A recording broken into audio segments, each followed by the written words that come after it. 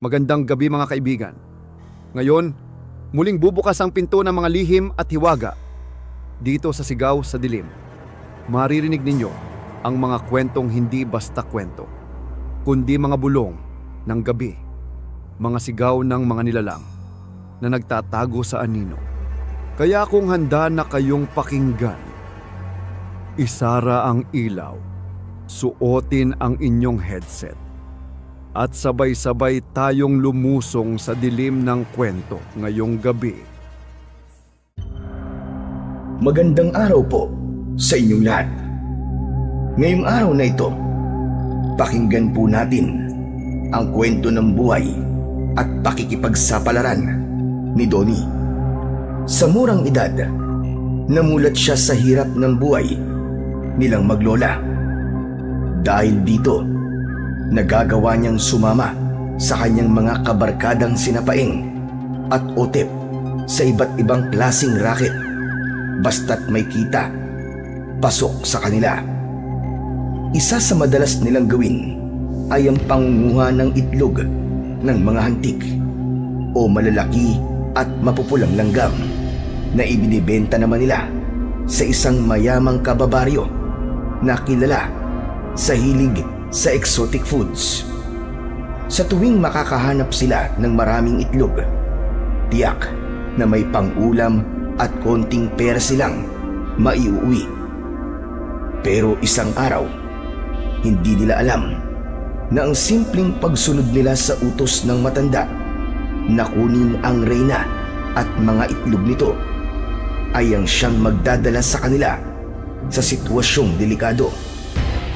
Puno ng kababalaghan, takot at misteryo.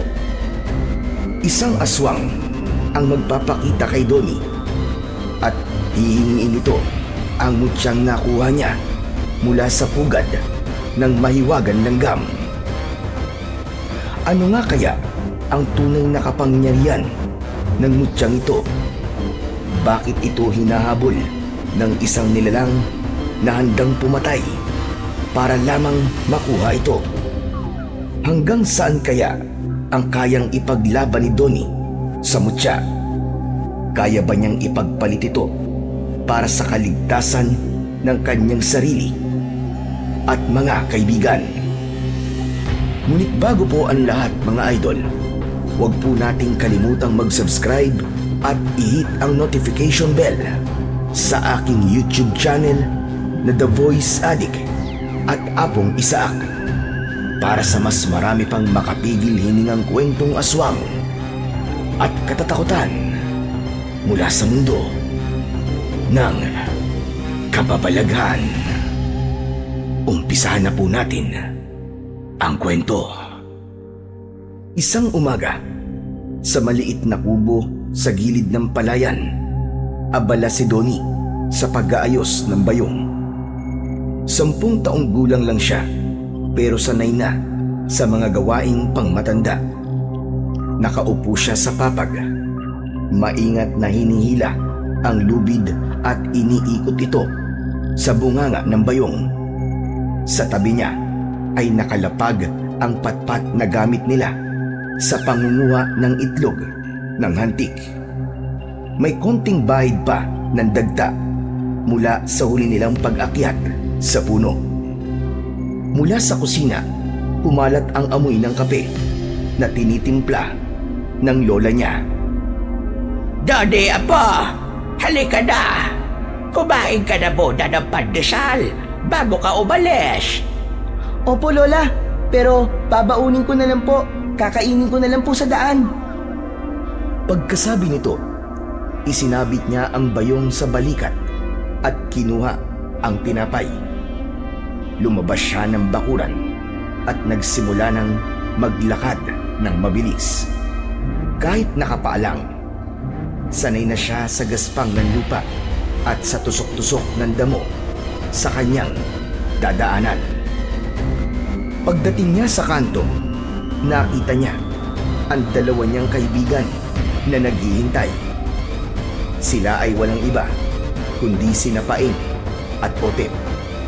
Parehong may bitbit na sako at nakasuot ng mga lumang sombrero. Oy, bilisan mo naman. Pambira na yan, oo. Akala ko ba maaga tayo para mauna tayo kina Boyet at sa mga pinsan niya? Oo na, nandyan na ako. Bakit ba kasi ang tagal-tagal mo? Kanina pa kami naghihintay nitong si Otep eh. Eh paano? Inayos ko pa kasi itong bayong eh. Oy, tara na. Baka mamaya puro sirampugad na lang ang abutan natin doon. Oo nga naman. Sayang ang araw. Baka hindi tayo kumita kung mauunahan tayo, di ba? Baka mamaya niyan eh. Masulot pa nila yung suki nating si Mang Silvio. Aba, hindi pwede yun. Si Mang Silvio, sa atin lang bumibili, di ba? Oo nga. Pero baka mamaya niyan, makita niya na may dala na yung iba.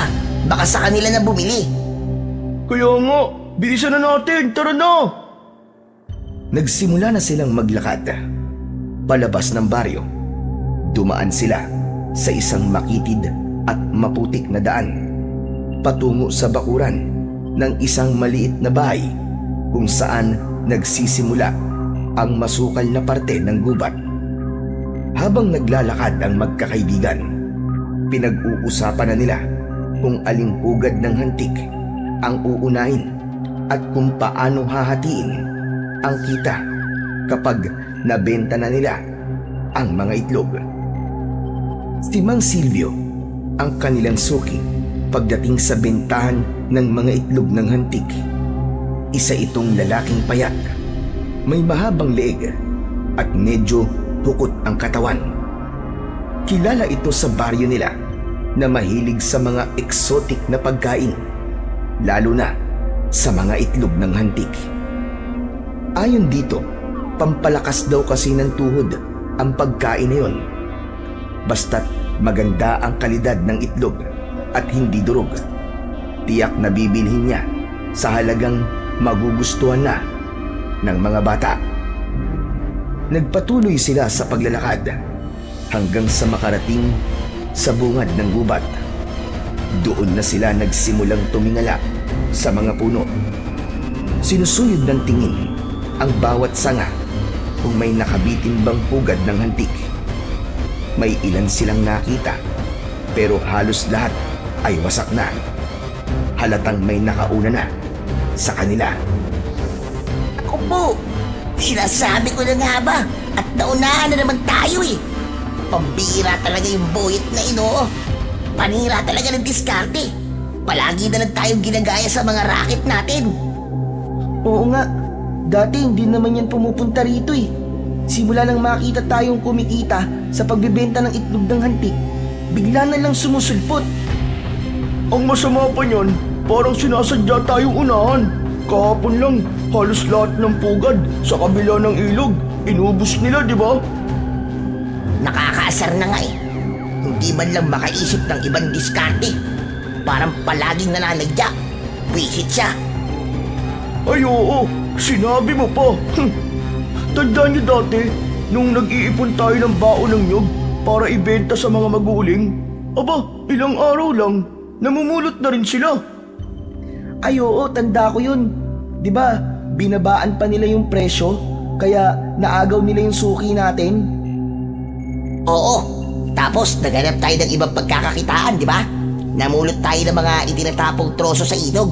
Malaki-laki sana ang kita natin doon, kahit medyo delikado. Kaso, ilang araw lang din, nakikipag-agawan na naman sila. Sip ko nga eh, paano kaya nila nalalaman lahat ng racket natin? Naku, malamang alam ko na kung paano. Eh paano nga? Minsan, narinig ko si Kuya Lando mo sinasabi sa mga lasinggero sa tindahan nila Boyet kung ano ang pinagkakakitaan natin. Malamang, doon niya naririnig lahat. Panay ang bida niya na malaki daw ang kinikita mo sa pangunguha lang ng mga itlog ng hantik. Kaya pala hindi tayo makapagsikreto eh. Ipinagkakalat pala ng kuya kong batugan ng mga diskarte ko. Ay nako, nakakainis na talaga. Pesting buhay to, oo. Oh, huwag ka na muna magalit ng sobra dyan. Kasi meron pa akong sasabihin na mas ikakainit pa ng ulo mo. Ano yun? Sinabi nila dun sa mga tao na sila raw ang nauna sa ganitong racket. Aba, sila pa ngayon ang bida ah. Tapos tayo nakikigaya lang? Ayos din! Ang kakapal ng mga muka! Hayaan nyo na sila. Mabuti pa, pumasok na lang tayo sa bandaron at baka sakali may makita tayong pugad ng hantik. Mabuti pa nga, kumilos na tayo. Nagpatuloy sila sa paglalakad hanggang sa makalayo na sila. Medyo nadidismaya na sila pero hindi pa rin sila tumitigil. Sige lang, sigurado ako na makakakita rin tayo. Huwag kagad tayong susuko. Nako!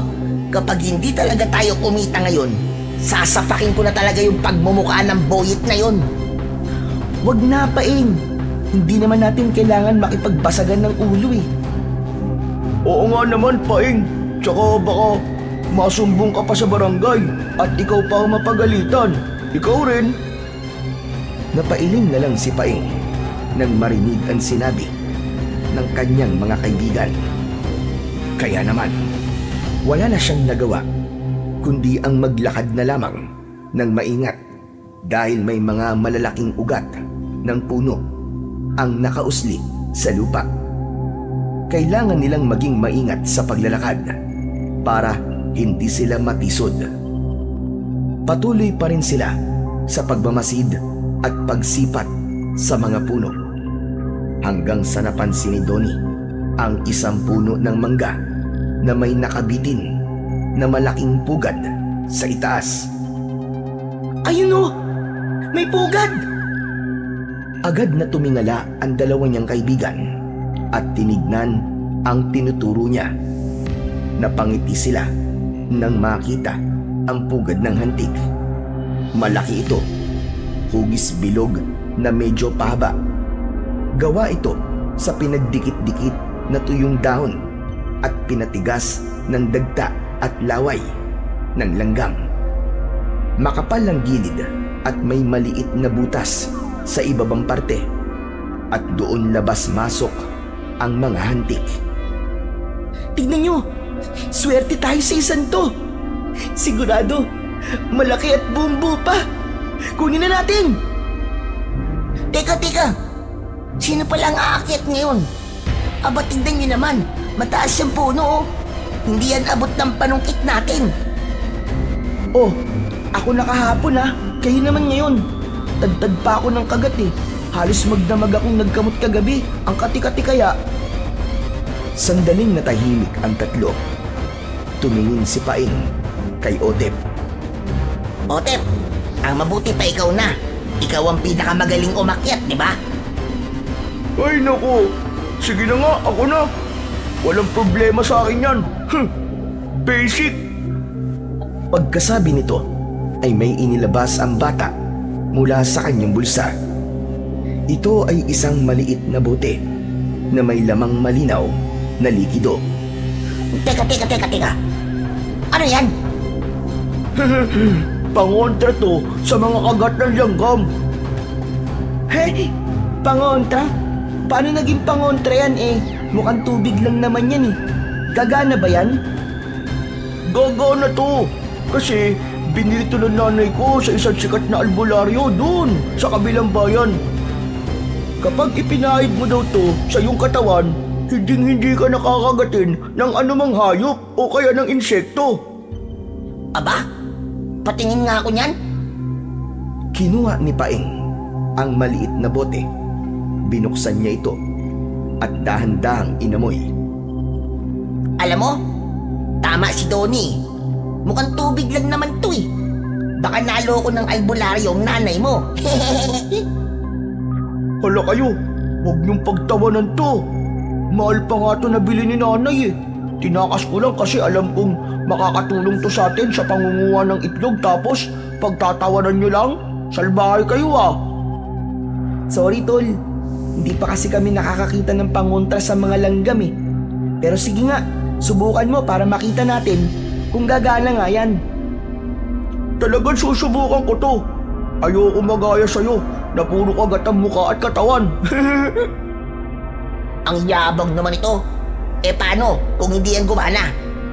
Gagana to. Tignan nyo kasi. Ako ang magiging hari ng mga langgam, tandaan yan. Baka nga magmano pa sila sa akin mamaya pag nakita ako sa taas eh. Aba, gusto ko yung makita. O sige na. Umakyat ka na at patunayan mo sa amin. Pinisil-pisil ni Otep ang bote at nilagyan ng likido ang kanyang dalawang kamay. Pinahid niya ito sa kanyang mga braso at binti. Ganon din sa kanyang mukha. Lumapit siya sa puno at nagsimula ng umakyat. Sanay na sanay itong umakyat. Mabilis ang kilos niya. Si Donnie at Paing naman ay nakabantay lamang sa baba. Hawak ang patpat at bayong. Hoy, Otep! Ingat ka dyan, ha! Baka mamaya madulas ka. Relax lang kayo! Huwag kayong kabado masyado! Habang papalapit siya sa pugad, sinisilip niya kung may lumalabas ba na langgam. May ilan siyang nakitang gumagalaw sa labas, pero hindi ganun karami. Ano, Otep? Kailangan mo ba ng sako dyan? Hindi na kailangan! Ibababa ko na lang ito ng buo sa inyo, pipitasin ko na lang! Pag-abot niya sa sanga, kung saan nakakabit ang pugad, sinubukan niyang hawakan ito sa parte na walang butas. Maingat niyang inikot ito para mapitas ng dahan-dahan. Bilisan mo! Baka mamaya lumabas na ang mga bantay! Chill lang kayo! Sabi ko naman sa inyo, di ba? Hindi ako kakagatin ng mga to! Ako ang hari nila! Maya-maya, napansin nilang unti-unti nang naglalabasan ang ilang hantik mula sa butas ng pugad. Gumagapang ang ilan papunta sa kamay ni Otep.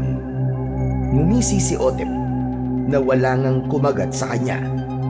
Oh, ano? Kita nyo?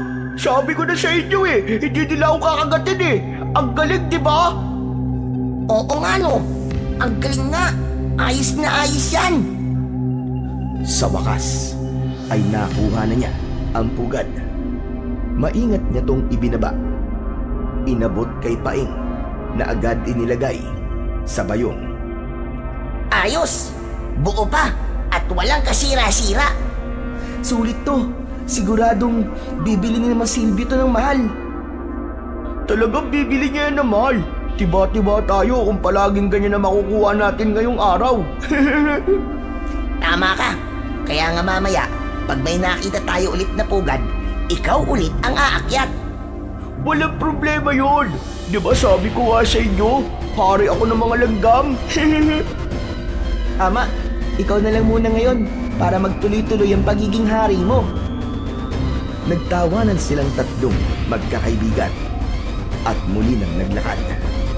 Dala ang pag-asa na makakahanap pa sila ng mas marami. Nagpatuloy pa sila sa kanilang kwentuhan. Alam nyo, naalala ko tuloy yung kwento ni Lola Sabel sa akin kagabi tungkol sa reyna ng mga langgam. Ano? Reyna? Ito ba yung pinakamalaking langgam na nakikita natin sa mga pugad? Ano naman ang naikwento ni Lola? Sabi niya, meron daw reyna ng mga langgam na may taglay na hiyas. Kapag nakuha mo daw yun, kahit na anong klaseng langgam daw, susunod sa'yo. Hala, talaga? Totoo ba yan? Oo, totoo daw. May mga tao daw talaga na naghahanap ng ganun. Kasi yung may hawak nun, pwede niyang utusan ng mga langgam. Kahit gaano pa karami, pwede niyang tawagin kung saan niya gusto. At iipunin niya yung mga yon para protektahan siya. Ano ka mo, protektahan? Para naman saan? Hindi ko alam Depende siguro kung anong kailangan mo o kung ano ang iuutos mo sa kanila. Gagawin nila kahit ano. Aba, gusto ko yan Literal na magiging hari ka talaga ng mga langgam pag nagkataon. Tama ka. At hindi lang yun ang kapangyarihan ng hiyas. Nakakapagpagaling pa daw ito.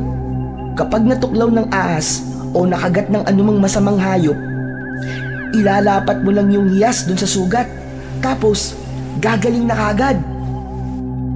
Aba, maganda nga yan Pero kung ako magkaroon ng hiyas na yun, isa lang ang gusto kong ibigay niya sa akin. Ano? Gusto kong ituro nila sa akin kung nasa ng pugad na may maraming itlog. Pwede yun.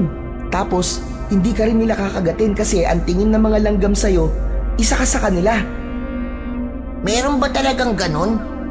Parang hindi naman ka panipaniwala. Meron, Paing.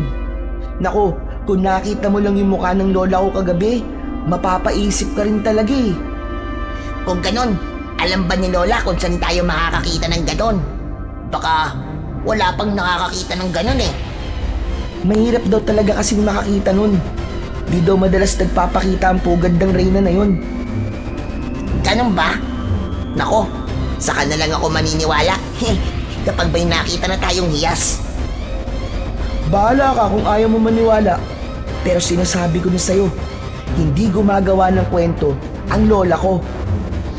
Okay, sige na. Sabi mo eh. O siya, paano? Tara na. Napaismid si Lolo habang may bit na hawak-hawak ang kanyang bayong. Sa isip niya, balang araw ay mapapatunayan din niya na totoo ang mga sinabi ng kanyang Lola Sabel. Kahit na ngayon ay parang walang naniniwala sa kanya. Para sa kanya, sapat na muna na makahanap silang muli ng pugad upang maibenta kay Mang Silvio at kumita kahit kaunti. Pagkatapos ng halos kalahating araw na paglalakad, paghahanap at pag-akyat sa mga punong kahoy, nakalap din nila ang halos kalahating sako ng laman mula sa mga pugad na natagpuan nila. Pawis na pawis sila at pagod, pero masaya sila dahil sulit ang kanilang pagod. Nang masiguro nila na sapat na ang dami ng kanilang nakuha, nagsimula na silang maglakad pa uwi.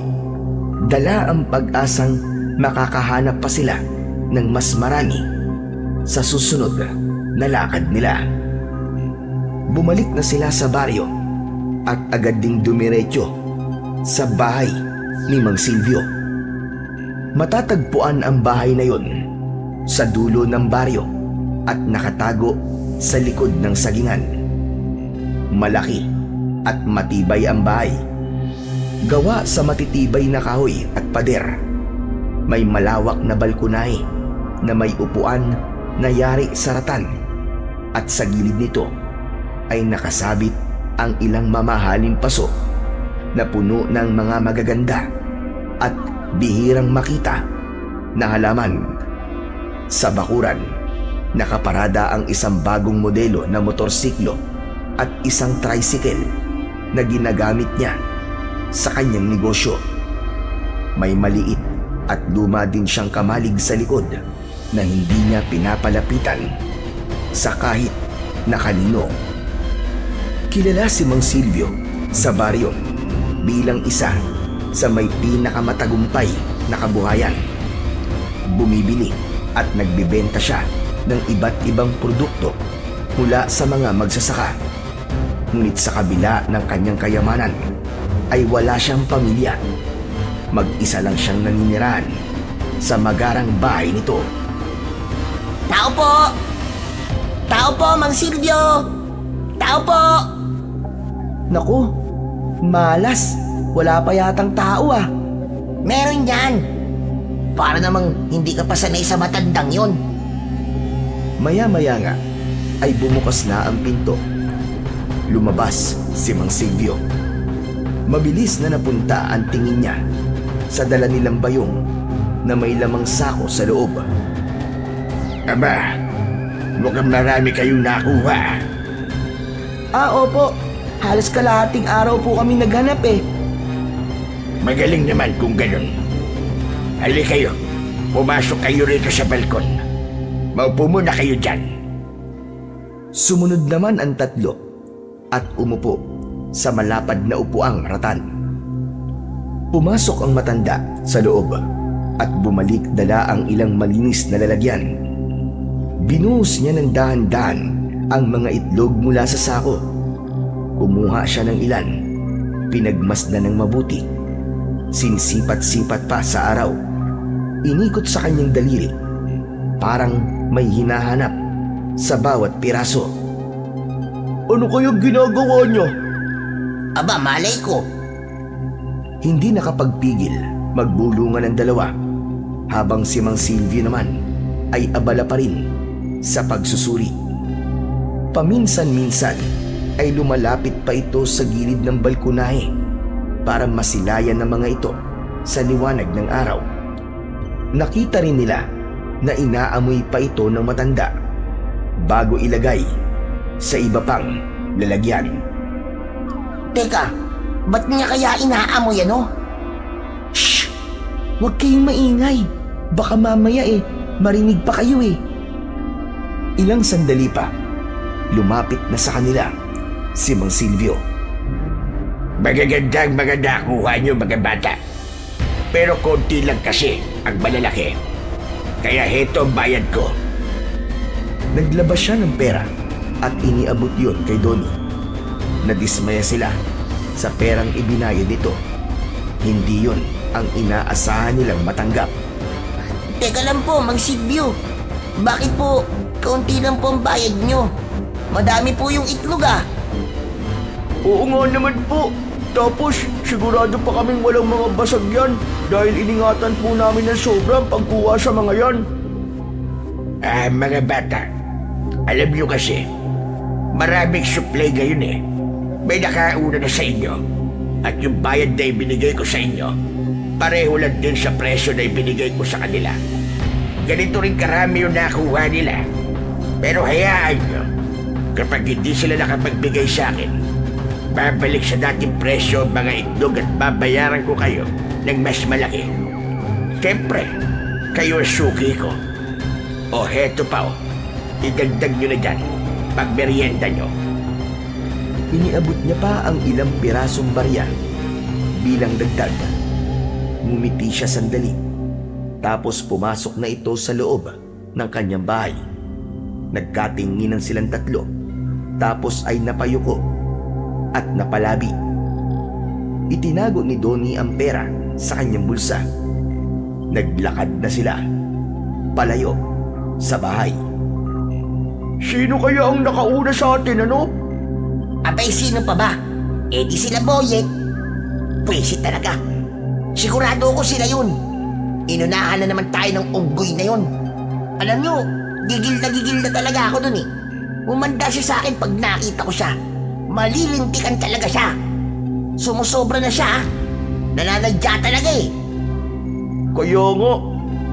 Sandali lang. Huwag naman nating daanin sa init ng ulo to. Hindi naman solusyon ng pakikipagbasagan ng muka sa problema natin Anong hindi, Donnie? Mas mainam na mabigyan na ng leksyon yon para magtanda na at hayaan na tayo sa mga diskarte natin. Hindi titigil ang buwisit na yun hanggang hindi tayo nasasapawan. Oo nga, pero hindi talaga solusyon ng pakikipag-away. Mabuti pa ay mas agahan na lang natin para maunahan natin sila at mabigyan tayo ng tamang presyo ni Mang Silvio, di ba? Isa pa yung matanda na yan Ang dami-dami nating nakuha tapos ganun lang ang ibinayad niya sa atin. Kaya nga. Ay nako. Kung saan na lang may ibang mapagbebentahan, doon na lang natin ibenta para hindi tayo lugi, di ba? Ang kaso nga, siya lang naman ang bumibili ng ganito dito sa baryo. Kahit gustuin nating ibenta sa iba ang mga itlog, wala naman tayong pagpipilian, di ba? Nang makarating sila sa malilim na bahagi ng daan, saglit silang huminto. Pumuesto sila sa tabi ng isang puno at doon hinati ang kanilang kinita. Inilatag nila ang sako at doon maingat na inilagay ang mga pera. Binilang nilang isa-isa ang mga barya at papel at hinati sa 3 parte. Pagkatapos itong maibulsa, muli silang nagkatinginan at isa-isang tumango.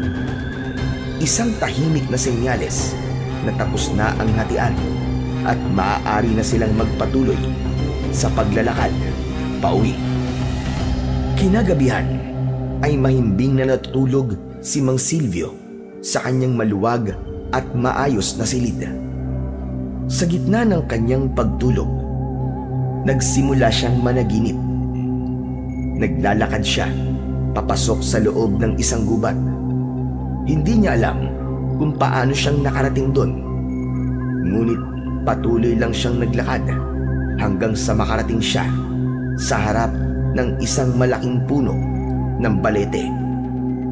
Agad siyang napatingala sa itaas nito at doon ay may nakita siyang isang malaking pugad ng mga hantik. Napakalaki nito, halos kasing taas ng isang tao.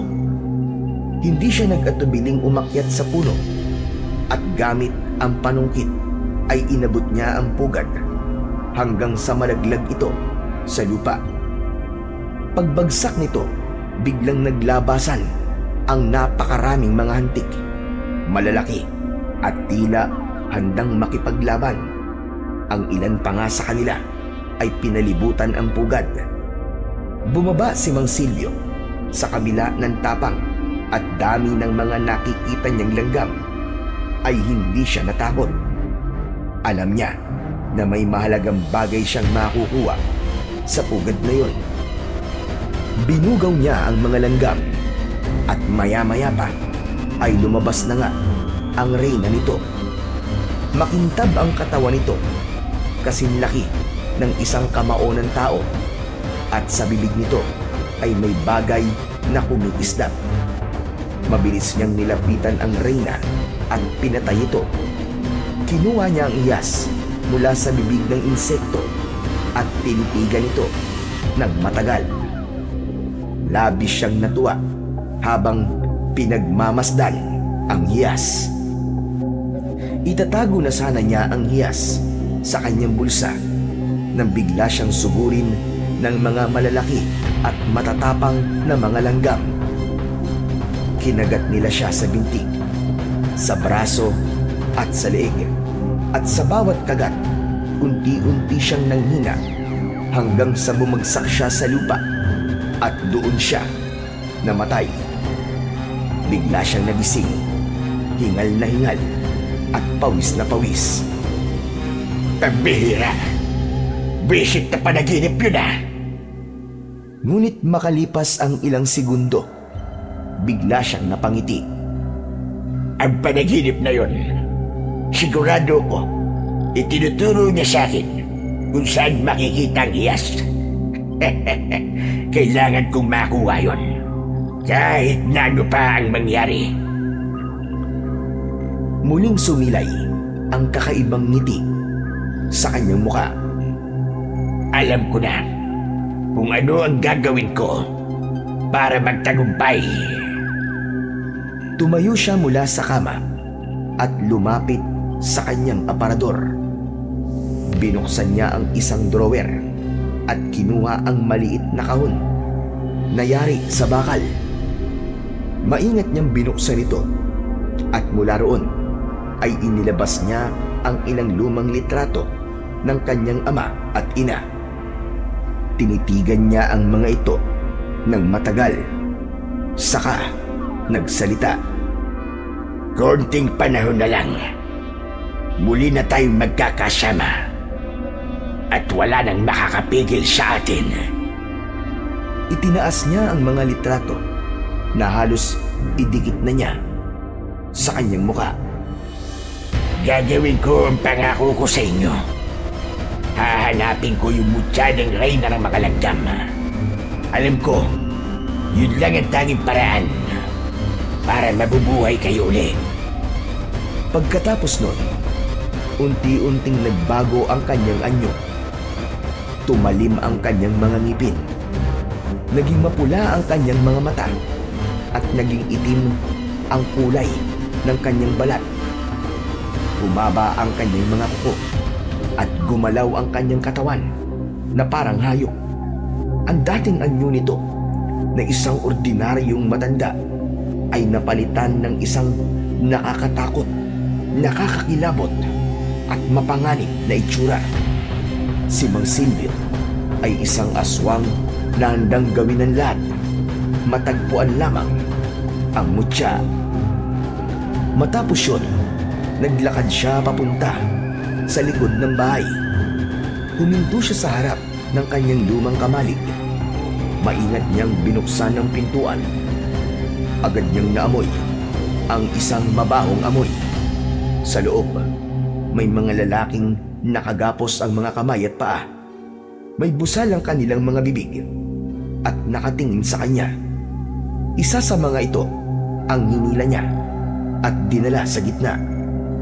Inalis niya ang nakabusal sa bibig ng lalaki. Wag po, wag po, wag po! Diyos ko, tulungan niyo ako! Wag po! Pilit niyang kinakalas ang tali. Nanginginig ang buong katawan habang hanluwa ay tuloy-tuloy na dumadaloy sa kanyang pisngi. Huwag ka nang mag-ingay. Walang may tutulong yan. Dahil wala namang makakarinig sa'yo dito. Mas lalo pa siyang lumapit. Halos idikit na niya ang kanyang muka sa leeg at tenga ng biktima. Sir Silvio, maawa ka naman oh. May pamilya ako, sir. May mga anak ko, pakiusap po. Wag, sir. Hindi pa ako handang mamatay. Maawa ka naman sa akin. Kumakabog na ang dibdib niya. Halos mabaliw sa takot habang nakikita ang matutulis na pangin na dahan-dahang umaangat mula sa bibig ng matandang lalaki. Mas maganda ka kung may pamilya ka. Kasi pagkatapos mo, sila naman ang isusunod ko. Hindi, wag. Wag ang pamilya ko. Hayop ka. Demonyo ka talaga. Malakas na sigaw ang kanyang pinakawalan. Sinubukan niyang sumipa pero lalo lang siyang nasaktan dahil sa mahigpit na pagkakagapos. Diyos ko, patawad po sa lahat ng mga naging kasalanan ko. Tulungan niyo po ako, Panginoon. Ayoko pong mamatay ng ganito. Tumigil ka na sa kakasigaw mo. Wala namang makakarinig sa'yo. Lahat ng tao dito tulog na. At kung gising man sila, hindi sila makikialam dahil takot din sila. Kaya huwag ka nang pumalag. Ngumisi ito at mas lalo pang ipinakita ang mga pangil. Teka, anong gagawin mo? Wag!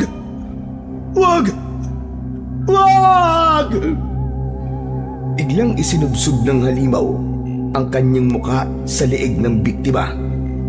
Napaigik ang biktima. Dahan-dahang nawala ng lakas habang sumisirit ang dugo. Patuloy lang si Mang Silvio sa pagkain.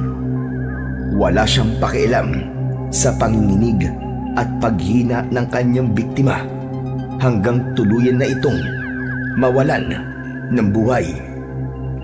Ilang minuto ang lumipas bago siya tumigil. Inihagis niya sa gilid ang wala ng buhay na katawan at pinunasan ang kanyang bibig gamit ang kanyang kamay. Malalim ang kanyang paghinga, ngunit halata sa mukha niya ang kasiyahan dahil sa labis na kabusugan. Tumayo siya at tinignan pa ang dalawang lalaki na nasa loob ng kamalig. Tahimik lamang ang mga ito, ngunit bakas sa kanilang mga muka ang matinding takot matapos masaksihan ang ginawa ng aswang sa kanilang kasama. Nakabusal din ang kanilang mga bibig, kaya tanging pag-ungol at pag-iyak lamang ang kanilang nagawa. Huwag kayong mag-alala. Hindi pa niyo oras. Matulog na muna kayo. Lumabas na siya. Hila-hila ang katawan ng pinatay niyang tao. Muli niyang isinara at ikinandado ang pinto. Sinigurong walang makakatakas. Tahimik siyang naglakad patungo sa sagingan. Sa lilim ng mga daon, may nakahandang malalim na butas. Hinukay niya ito. Ilang araw na ang nakakalipas. Walang alinlangan. Inihulog niya roon ang bangkay. Ayos. Mas lalong lulusog ang mga saging ko. Nakangiti siyang bumalik sa bahay. Walang makikitang anumang bakas ng pagsisisi sa kanyang ginawang kahayupan. Pumasok na siya sa kanyang silid at sabay na higa. Bago siya matulog, bumalik ang katahimikan sa kanyang bahay at bakuran. Ngunit sa likod ng katahimikang yun, wala ni isang tao sa baryo ang nakakaalam ng totoong ginagawa ng matandang yun. Samantala, sa kabilang dulo naman ng baryo, si Donnie ng mga oras na yun ay gising pa rin. Nakaupo siya sa harap ng kanilang bahay. Nakatukod ang mga siko sa tuhod at nakatingala sa langit. Tahimik siyang nag-iisip. Mula sa kanyang likod ay may narinig siyang marahang yabag na papalapit. Donnie, ano ginagawa mo riyan sa labas? Abay malamok na dyan na po. Baka kagating ka pa. Lola, hindi pa po kasi ako inaantok. Iniisip ko po kasi sina nanay at tatay. Umupo si Lola Sabel sa tabi ng bata. Dahan-dahan niyang inilapag ang lampara sa pagitan nila. Ilang sandaling hindi nagsalita. Pareho silang nakatingala sa langit na para bang may hinahanap. Matagal na silang wala, Apo. Pero naniniwala ako na binabantayan nila tayo mula dyan sa itaas sa pamamagitan ng mga bituin. Talaga po, Lola? Oo naman. Hindi nga lang natin sila nakikita. Pero tayo, nakikita nila tayo panigurado. Miss na miss ko na po sila, Lola. Minsan po napapaisip po ako kung bakit kailangan silang kunin kagad. Sana po nandito pa rin sila at kasama natin. Apo, may mga bagay sa mundo na hindi natin hawak. Pero kahit wala na sila, nandito naman ako. At hanggat kaya ko, aalagaan kita, aking apo. Napatingin si Donnie sa kanyang lola at pilit nang ngumiti. Ngunit mababasa sa kanyang muka ang lungkot na hindi niya maitago. Salamat po, Lola. Pero ano po ba talaga ang kinamatay nila, Lola? Hindi niyo pa po sinasabi sa akin kung ano ba talaga ang nangyari sa kanila. May mga kwento na hindi pa panahon, Apo, para marinig mo. Pero darating din ang araw at malalaman mo rin ang lahat. Sige po, Lola. Pero kung talaga pong hindi ko pa pwedeng malaman, ayos lang naman po. Maghihintay na lang po ako kung kailan po pwede. Muling natahimik si Donnie. Pero maya-maya pa, biglang nangunot ang kanyang noo.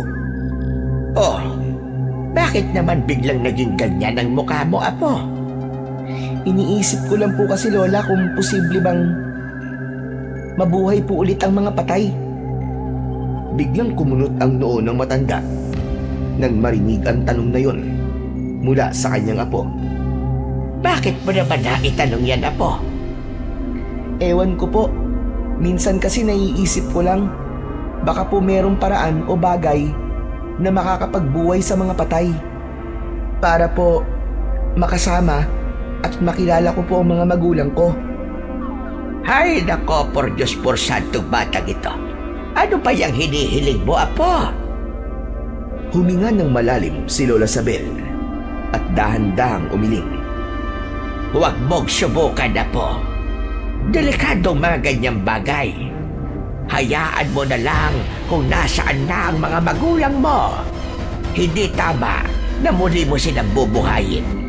Kasalanan yun sa Diyos, Apo. Ibig sabihin meron nga po, Lola. May paraan para mabuhay ulit sila. Bakit hindi po natin subukan? Hindi yun ganun kadali. May kapalit na mga ganyang gawain. Hindi kasi normal ang pagbabalik mula sa kamatayan. Kapag pinilit mong buhayin ng isang patay na, may mga bagay o tao na kailangan mamatay para pumalit. At madalas, mas malala pa ang kapalit. Paano niyo pong nasabi? May kilala po ba kayong gumawa nun, Lola? Nakwento lang sa akin noon ng mga kakilala kong albularyo din. Ito ay tungkol sa mga taong hindi matanggap ang pagkawala ng kanilang mga mahal sa buhay. Gumamit sila ng mga ritual at kung ano-anong mga mahika. Pero lahat ng bumalik apo. Hindi na sila tulad ng dati. Buhay nga sila, pero wala na silang kaluluwa. Mapanganib ang mga ganong nilalang apo. Kaya wag mo nang tuksuhin ang sarili mo. Wag mo nang subukang alamin kung paano. Sa halip na tumugon, ay muling napatingin sa langit si Donnie. Naupo pa silang dalawa ng kanyang lola ng ilang minuto hanggang sa inaya na siya ng kanyang lola na pumasok na sa loob ng bahay. Hala, gabi na apo. Mabuti pa ay matulog na tayo. Baka bukas hindi ka magising ng maaga. Sige ka. Mahuhuli na naman kayo ng mga kaibigan mo sa pagkuha ng mga itlog ng hantik. Ay, oo nga po pala, no? Tumayo na si Lola Sabel at naglakad papasok sa kanyang bahay. Sumunod na rin siya sa kanyang lola. Isinarado na ang pinto at natulog. Tanghaling tapat at tirik na ang araw. Sina Donnie, Paeng at Otep ay nasa harap na naman ng bahay ng matandang si Mang Silvio. Masayang masaya ang tatlo nang abutan sila ng malaking halaga. Parang biglang nawala ang pagod nila sa laki ng perang hawak nila. Mas marami ang nakuha nila kahapon, pero ngayong araw, mas malaki ang bayad sa kanila. Lalo tuloy lumapad ang ngiti nila.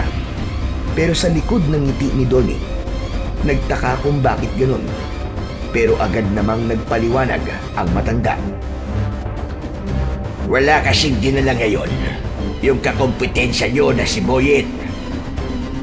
Nagpasalamat ang tatlo sa matanda, pero maya-maya pa ay napatitig si Paeng sa nakangiting matanda. Mang Silvio, ano po bang ginagawa niyo po sa mga itlog na binibili niyo? Inuulam ko. Masarap yan, lalo na pag nilaga at may kasamang asin. Nauubos niyo po? Di ba ang dami-dami po nung dala namin kahapon, tapos sabi niyo po may dala pa sila Boyet. Paano niyo po nakakain lahat yun? Hindi naman agad-agad. Tinatabi ko rin ang iba. Tapos naman ay pinapakain ko sa mga alaga kong hayop. Tulad ng manok at mga isda. May alaga po kayong mga manok at isda? Nasaan po?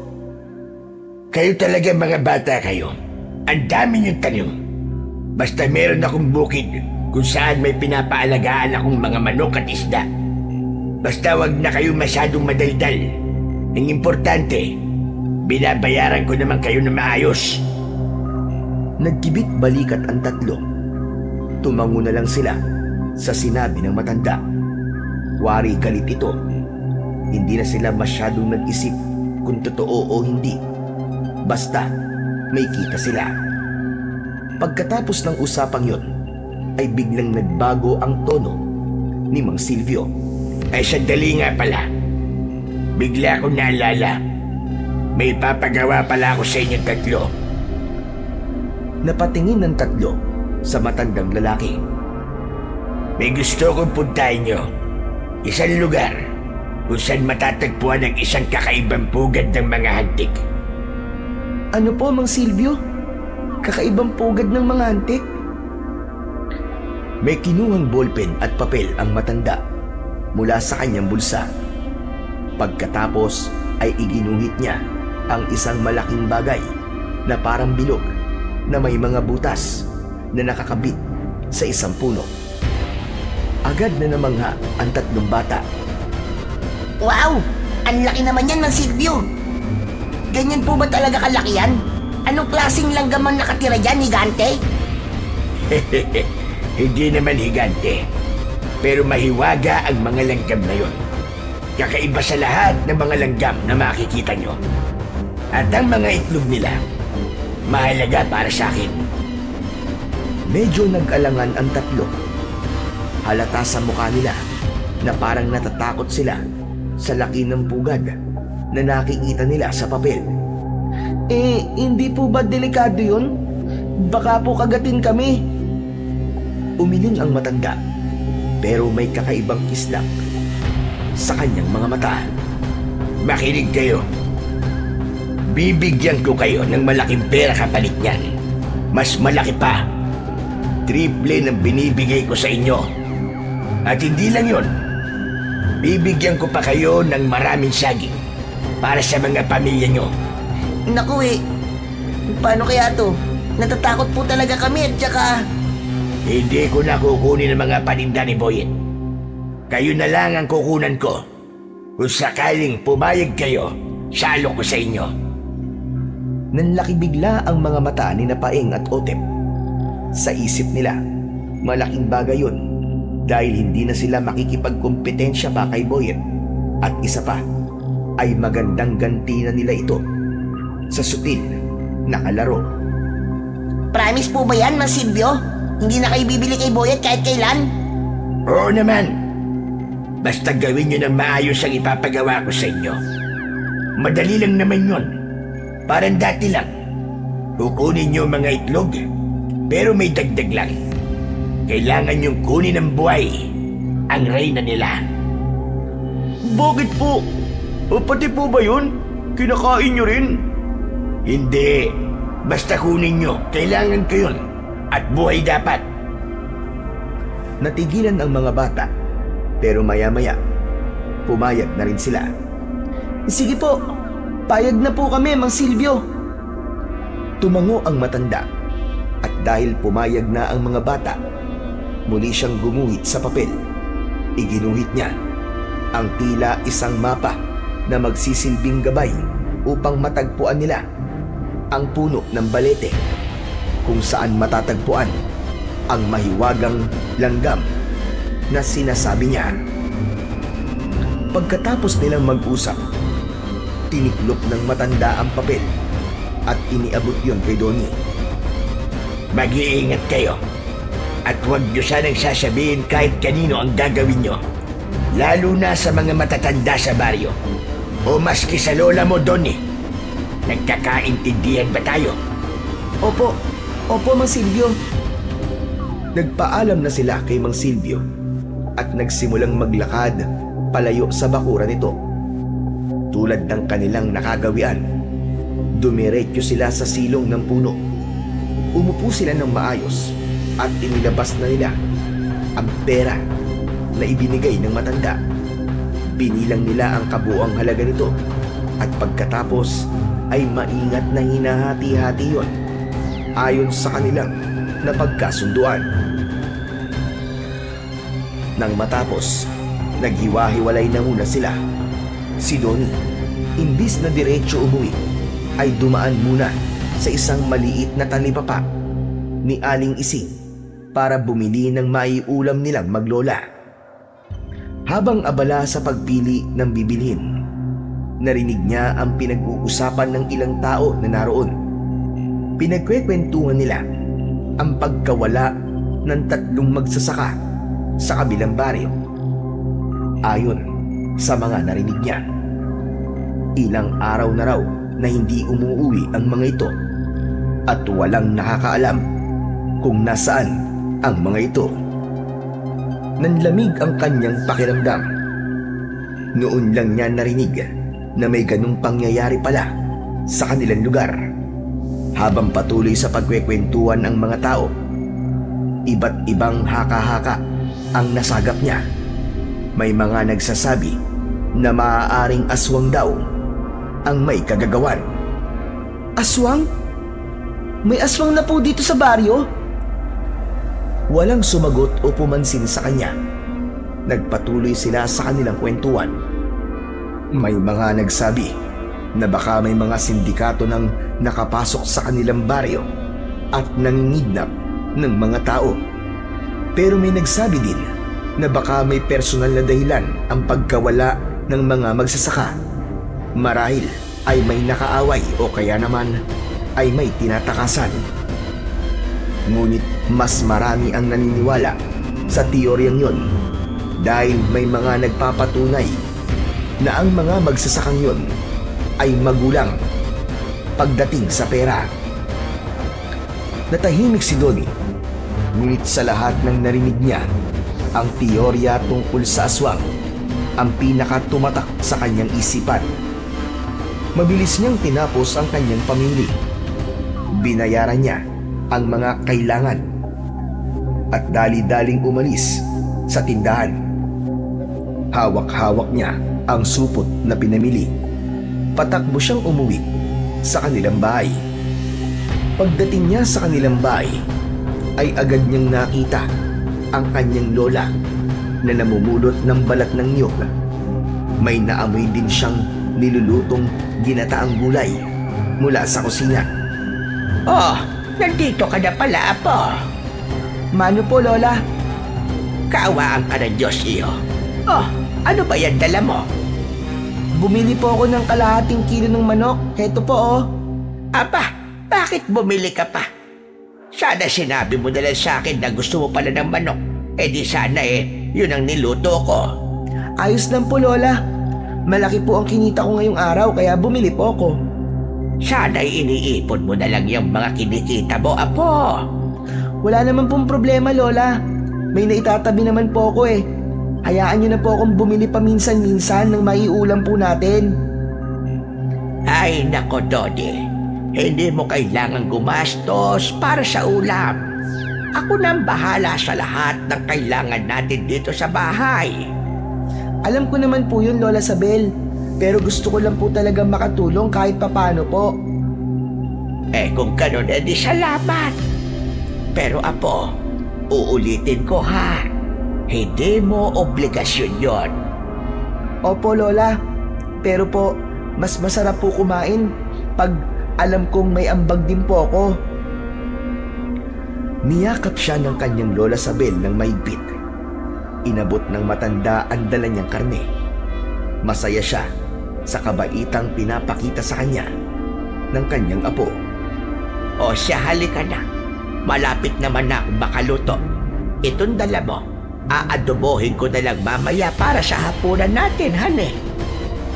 Natuwa si Donnie sa kanyang narinig. Mabilis na naghanda ang matanda ng kanilang tanghalian. Nagluto na ang gulay. Habang naghahanda, ay inayos naman ng bata ang kanilang mesa at naglagay ng mga plato at kutsara. Nang handa na ang lahat, sabay silang umupo at nagsimula ng kumain. Habang kumakain, naalala ni Donnie ang mga usapan na narinig niya sa talipapa. Doon niya binuksan ang paksa tungkol sa mga nawawalang magsasaka. Lola, may narinig po kasi akong usapan dun po sa talipapa kanina. Ano naman yun, Apo? Sabi po nila, may mga nawawalang 3 magsasaka raw po dito sa baryo. Ilang araw na daw pong hindi umuwi.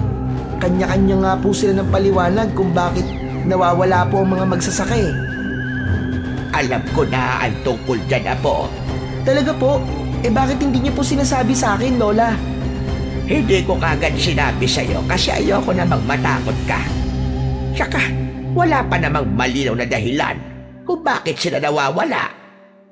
Pero Lola, may nagsabi po dun eh. Baka daw po dinukot sila ng aswang. Totoo po ba yon? Huwag ka munang maniwala sa mga sabi-sabi. Kapag may ganitong pangyayari, kung ano-anong kwento talaga ang lumalabas, hintayin muna natin ang malinaw na ebidensya bago paniwalaan. Sa bagay po, pero kung totoo man po yun, nakakatakot na po, Lola, lalo na po sa gabi. Wala ka naman dapat ikatakot kung marunong kang mag-ingat. at kung di ka magpapasaway. Opo, Lola. Kaya nga po mula ngayon, hindi na po muna ako magpapagabi sa labas. Mabuti yan, Apo, at alam mo. Pero hindi pa naman kita paghihigpitan sa ngayon. Basta't wag lang kayong lalayo dito sa baryo, ha? Opo, promise po, Lola. Ipinagpatuloy na nila ang kanilang pagkain. Ngunit paminsan-minsan ay sinusulyapan niya ang kanyang lola. Mabagal ang kilos niya. Parang gusto pa niyang magtanong pero nahihiya. Ang totoo, nais pa sana niyang pag-usapan nila ng kanyang lola ang ipinag-utos sa kanila ni Mang Silvio, pero nag-alangan siya. Baka kasi magalit ang kanyang lola at hindi na siya payagang magpunta sa gubat. Kinabukasan, maaga pa lang ay nagkita-kita na ang tatlo sa tapat ng bahay ni Donnie. Bitbit niya ang isang bayong na may lamang gamit, samantalang ang dalawa niyang kasama ay may sako at panungkit. May kanya-kanya rin silang backpack na puno ng baong pagkain at tubig. Teka mga chong, sigurado na ba talaga kayo dito? Medyo nakakatakot to ah. Baka mamaya maligaw tayo sa loob ng gubat eh. Abay sa drawing, parang sa gitna na to ng gubat ah.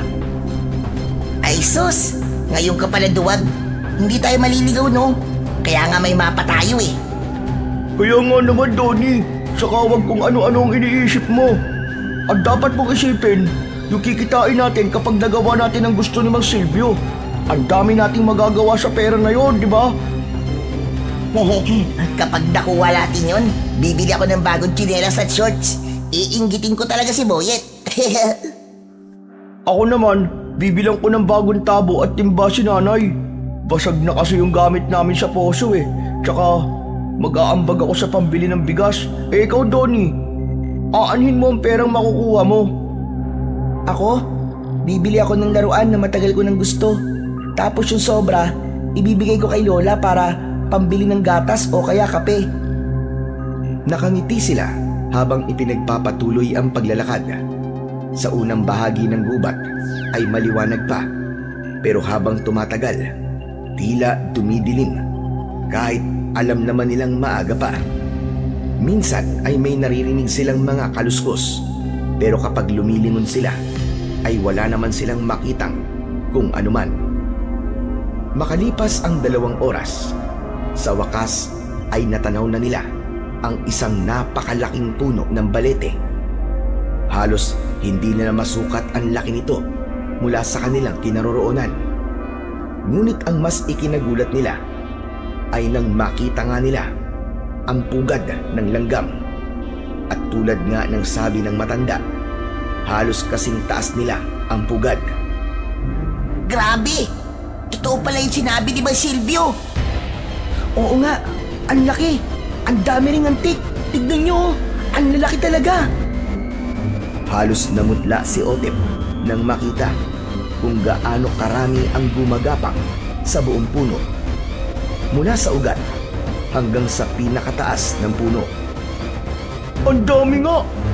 Naku, pag nakagat tayo niyan eh, paniguradong ubusan laman natin.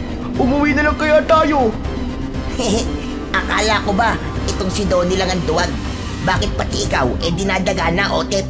Ano nangyari sa'yo? Imposible naman kasing makuha natin ang pugad na yan eh. Tignan nyo nga oh. Ang taas-taas tapos napakaraming langgam. Huwag kang matatakot. Kasi ikaw ang aakyat eh. Uy, ba't ako na naman? Ikaw naman paeng, pambihira ka naman oh. Bakit ako? Ikaw tong may pangontra laban sa kagat ng langgam, di ba? Di ikaw ang umakyat. Oo nga naman, Otep. Ikaw lang ang may pangontra eh. Sige na, akyatin mo na, Otep. Ayoko! 2 araw na akong umaakyat eh. Kung gusto nyo, ipapahiram ko na lang sa inyo itong pangontra. Kung normal lang ang mga langgam na yan, maski ako na, pero tignan nyo oh. Para silang naghihintay lang na may lumapit tapos saka sila atake ng sabay-sabay. Ayoko, natatakot ako talaga. Tahimik silang tatlo. Pinagmasdan nila ang pugad at ang napakaraming langgam. Sa malapitan, mas nakakatakot pa dahil may mga langgam na halos kasing laki ng hinlalaki ng tao. Ang ilan ay may mahahabang pangil na tila kayang pumunit ng balat. Pero kailangan natin gawin to. Kung di, wala tayong may uuwi. Kung wala tayong may uuwi, hindi nabibili sa atin si Mang Silvio. Masusunod na naman siya ni Boyet. Ayaw naman natin mangyari yun, di ba? Oo, pero sino nga ang aakyat? Huminga ng malalim si Otep. Kita sa mukha niya ang matinding pag-aalinlangan. Sa isip niya, kahit na anong pangontra pa ang gamitin, baka wala pa ring silbi kung ganun karami at kalalaki ang langgam. Matagal silang nakatayo sa ilalim ng punong balete, nagtuturuan at walang gustong gumalaw, hanggang sa biglang nagsalita si Donnie. O sige, ganito. Ako na lang para matapos na. Sigurado ka ba, Donnie? Oo naman. Agad na kinuha ni Donnie ang maliit na botelya mula kay Otep. Binuksan niya yon at binasa niya ang kanyang palad. Sa kanya ito ipinahid sa kanyang mga braso, leeg at binti. Dahan-dahan siyang lumapit sa balete at sinubukang umakyat. Yung una ay nahirapan siya dahil madulas at makinis ang ilang bahagi ng ugat ng balete. May mga parte rin na may lumot, kaya kailangan niyang maging maingat para hindi madulas at mahulog. Ipinagpatuloy niya ang kanyang pag-akyat hanggang sa makarating siya sa tapat ng pugad. Mula sa mga sanga ay gumapang ang maliit at malalaking langgam patungo sa kanya. Hindi pa man siya kinakagat, pero ramdam niya ang kiliting dala ng kanilang mga paa habang umaakyat sa kanyang balat. Donnie, kaya mo yan! Sige! Sungkitin mo na! Diretso lang! Nang marinigan sinabi ni Otep, agad niyang ipinaabot dito ang sungkit. Sinungkit niya ito hanggang sa tuluyang mahulog ang pugad sa lupa. Ayun na! Ngunit nang malaglag ang pugad, agad na tumakbo palayo ang dalawa niyang kaibigan. Ayoko kunin yan! Hindi ako nakapagpahid eh! Kakagatin ako ng mga yan! Donnie, ikaw na lang! Ikaw na lang ulit! Dahan-dahang bumaba ang bata mula sa itaas ng puno. At nang makababa, ay lumapit siya dito at tinapik-tapik ang pugad. Nang walang lumalabas, ay kinuha niya ito at marahang pinagpag. Lumabas mula doon ang reyna ng mga hantik na halos kasing laki ng kamao ng isang tao. Kulay itim ang ulo nito at makintab at gumagalaw-galaw ang mahahaba nitong antena na para bang may hinahanap. Grabe! Ang laki! Para na yung alien ah! Hindi lang alien! Parang higante na kamo! Layo tayo! Baka kainit tayo dyan! Bahagyang lumayo ang dalawang bata. Samantala, nakababa na si Donnie mula sa puno ng balete. Agad niyang sinipat ang reyna at kasabay nito, bahagyang umangat ang katawan nito at bumuka ang mga panga na naglalabas ng matinis na tunog na parabang nagbibigay ng babala. Hindi makapaniwala ang tatlo sa kanilang nakikita. Ngunit maya-maya, biglang tila may inilalabas ang reyna mula sa kanyang bibig. Sa una, inakala niyang isang malaking itlog lang ito. Pero nang tamaan ng konting sinag ng araw, kumislap ito ng bahagya. Hindi kaya yan yung... Bigla siyang natigilan nang maalala ang kwento ng kanyang lola tungkol sa espesyal na mutya o hiyas ng reyna ng mga langgam. Mabilis niyang hinagisan ng sako ang reyna at tinakpan ito. Nanginginig ang kanyang kamay habang inaabot ang matutulis na panga ng reyna upang kunin ang mutya. Pero bago niya makuha ito, kumilos ang reyna at kinagat siya sa gitna ng kanyang kamay. Aray ko! Ramdam niya ang matinding init na parang apoy na kumalat sa kagat papunta sa kanyang braso at dibdib. Ano? Okay ka lang ba, Donnie? Ano nangyari? Kinagat ako! Ang sakit! Ano? Lagot na! Kung ganon, ay hindi effective yung magic mo, Otep. Paano natin may uuwi ang reyna nito? Walang sumagot. Si Donnie biglang nangunot ang kanyang noo nang makaramdam ng kakaiba sa kanyang katawan. Nawala ang sakit pero pakiramdam niya para siyang lumakas. Nakadami din siya ng kakaibang tapang at ginamit niya yon para mabilis na makuha ang mutya mula sa reyna. Agad niyang naramdaman ang lamig nito sa kanyang palad. Ano? Nakuha mo na ba? Oo, nakuha ko na, Otep. O dali, isa ko muna para makuha na natin ang mga itlog at maibigay na natin kay Mang Silvio. Ayoko na dito, baka mamaya biglang may lumitaw na engkanto sa parte ng gubat na to eh. Nagmamadali na silang tatlo. Si Donnie ay maingat na isinilid ang reyna sa sako at inilagay sa bayong upang mas madaling bitbitin. Samantala, ang dalawa naman ay nanatiling nakatayo malapit sa pugad. Takot pa rin silang lumapit dito dahil napakadami pa rin langgam ang nakapalibot dito. Nang matapos si Donnie, siya na rin ang nangolekta sa mga itlog. Nang matapos ay umuwi na sila. Ngunit habang sila ay naglalakad, napansin ni Donnie na tila sumusunod sa kanila ang mga langgam sa gilid ng daan. Hindi lang mga hantik, kundi pati na ang ibang uri ng mga langgam na nadadaanan nila. Ngunit hindi lang siya ang nakapansin nun, maski si Otep. Hala, tignan niyo oh! Itinuro nito ang mahabang linya ng mga langgam sa kanan nila. Natakot bigla ang mga bata. Tumakbo sila dahil sa pag-aakalang baka hinahabol sila ng mga langgam. Maya-maya, dahil sa pagmamadali, biglang naapakan ni Paing ang isang pulso ng mga langgam at agad na umakyat ang mga ito sa kanyang paa. Ay, aray ko! Aray, tulungan niyo ako! Aray! Tigil! Biglang huminto ang mga langgam at isa-isang bumalik sa punso. Tatlo silang natigilan. Walang masabi. Hindi nila maanalisa kung ano ang nangyari. Bagkus napansinin yun, ay nagpatuloy na lang sila sa paglalakad hanggang sa makarating sila sa baryo. Pero bago pa sila magpatuloy, biglang huminto si Donnie. Mga chong, mauna na kayong pumunta kay Mang Silvio.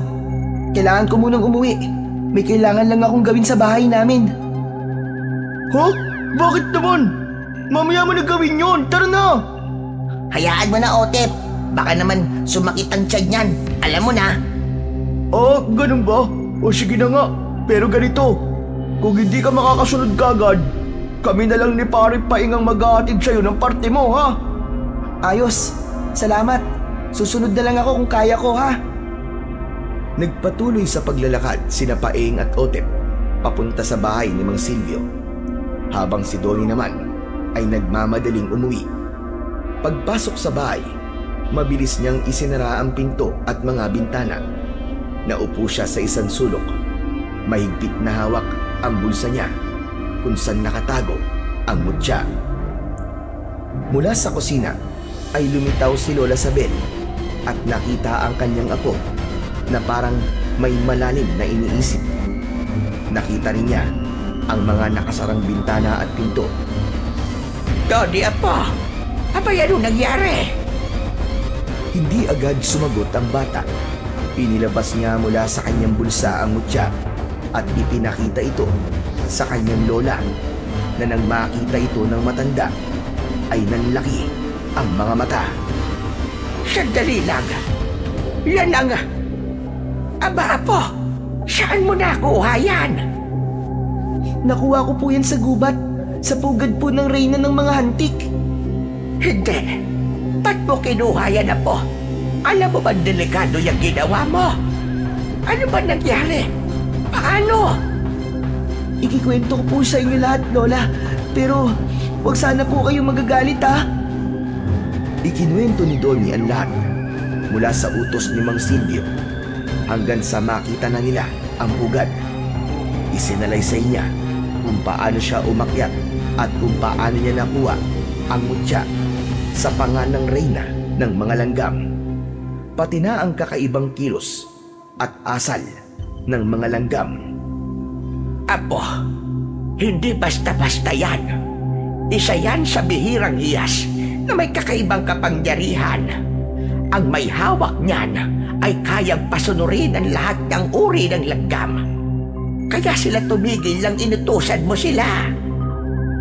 Kaya po pala, Lola. Kaya lang, Apo, nag-aalala ako. Dahil ang paghahawak ng mga ganyang bagay ay may kaakibat na responsibilidad. Masyado ka pa bata para pasanin ang mga yon. Ano po bang ibig niyong sabihin, Lola Sabel? Kapag hawak mo ang mutya, hindi lang mga langgam ang lalapit sa'yo. May mga nilalang na may masamang hangarin na kukuha niyan sa'yo. Mga mangkukulam, engkanto, at iba pang nilalang na gustong gamitin yan sa masama. Kapag napasa kamay nila yan, magagamit nila yan para sirain o saktan ng iba. Maaari kang mapahamak. Naku, Lola, kung ganun, pwede bang itapon na lang natin to? Ayoko pong mapahamak eh. Hindi pwede, Apo. Kapag napasa kamay mo na ang mutya, ibig sabihin, tinanggap ka na nito at ng reyna na nagmamay-ari nito. Ipinagkaloob na sa'yo ito at hindi na ito pwedeng basta ibigay o itapon. Kung itatapon mo man, babalik at babalik pa rin yan sa'yo. Kayo na lang po humawak, Lola. Mas kaya niyo po sigurong ingatan yan. Hindi rin pwede, Apo. Hindi ako pinili ng mutya. Sa oras na kunin ko yan nang hindi ko sa mawawala ang bisa nito o di kaya'y magdadala pa ng malas. Ikaw lamang ang may karapatang mag-ingat niyan. Hindi ko yan pwedeng angkinin. Pero, Lola, hindi naman niya po ito kusang binigay eh. Kinuha ko po ito. Hindi, Apo. Mali ka ron. Kusa yang ibinigay sa'yo ng reyna ng mga langgam. Kung hindi yan para sa'yo, hindi mo yan makukuha kahit anong pilit mo. Pero, paano po, Lola? Alam mo ba, sa isang kagat lang, kaya kanyang lasunin at patayin. Kung hindi kanya kinilala, baka kanina pa'y wala ka na dito. Sa palagay ko, may dahilan kung bakit napunta yan sa'yo. At Apo, kinabahan ako bigla. May kutob akong may masamang mangyayari sa hinaharap. Bakit naman po? Sabi sa akin ng lolo ko noon, kapag lumitaw ang mutya, maaaring makuha ito ng mga masasama o mabubuti. Pero kahit sino ang makakuha nito, may mangyayaring hindi maganda. Swerte na lang at sa'yo napunta yan at hindi sa isang masamang tao. Teka, Lola. Hindi ko po talaga maintindihan eh. Naguguluhan po ako. O sige, ipapaliwanag ko sa iyong mabuti, Apo. Makinig ka. Ganito kasi yan. Ang ganyang uri ng langgam ay bibihira lamang magpakita. Kapag lumitaw sila, may kasunod na pagbabago sa paligid. Maaaring magkaroon ng digmaan ng mga nilalang. May sakit na kumalat o kaya naman ay may nanggugulo na hindi natin alam. Hindi natin alam kung alin, pero sigurado kung may dahilan kung bakit sila nagpakita at kung bakit mo nakuha ang mutya ng reyna ng mga langgam. Hindi po kaya May kinalaman to sa mga nawawalang magsasaka, Lola? Aba, oo nga, Han eh. Posible, Apo. Baka nga may kinalaman yon sa mga nawawalang tao dito sa ating baryo. Lola, nakakatakot naman. Huwag kang matakot. Ngayon pa ba na may hawak ka ng mutya? Di ba sabi ko sa'yo? May kapangyarihan yan. Kaya mo yang gamitin para ipagtanggol ang sarili mo kung sakali man na may masamang mangyari. Pero paano ko po ito gagamitin? Hindi ko naman po alam kung paano. Usa mo yang magagamit sa oras ng pagkakailangan. Ang mutya na yan, bibigyan ka ng kakaibang lakas, liksi at tapang. Basta't gamitin mo lamang sa kabutihan. Natahimik si Donnie. Tinitigan niya ang mutya sa kanyang palad. Nakita niyang kumikinang ang bagay na yon. Ramdam niya ang lamig at bigat nito. Apo, tandaan mo, huwag mong ipapakita yan sa kahit na kanino. Kahit sa pinakamatalik mo pang kaibigan. Dahil hindi natin alam kung sino ang magtatangkang kunin yan sa'yo. Kahit na mabuting tao pa ang makakuha yan sa'yo, ay mamamatay lang ang kapangyarihan ng mutya at hindi na ito magagamit. Pero kung masamang nilalang ang makakakuha yan, maaari nilang buhayin ang kapangyarihan nito at gamitin sa kasamaan. At kapag nangyari yon, maraming maaapektuhan at magkakagulo ang buong baryo. Tahimik na tumango si Donnie. Sa loob-loob niya, hindi niya alam kung handa na ba talaga siyang akuin ang responsibilidad na yon. Simula ngayon, mag-iingat ka, Apo. Dahil baka sa mga susunod na araw, may papansin kang kakaibang nangyayari. Kung minsan sa mga panaginip mo, kung minsan naman, bigla na lang sa totoong buhay. Makinig ka sa... At dito nagtatapos ang ating kwento ngayong gabi. Kung nagustuhan ninyo ang karanasang ito, huwag kalimutan ang Sigaw sa Dilim, ang tahanan ng mga kwentong nag-iiwan ng takot at tanong sa inyong isipan. Mag-subscribe, i-like at i-share ang video na ito para mas marami pang marinig ang mga bulong ng dilim. Hanggang sa muli. Ingat kayo sa gabi, sapagkat hindi lahat ng ingay sa dilim ay guni-guni lamang.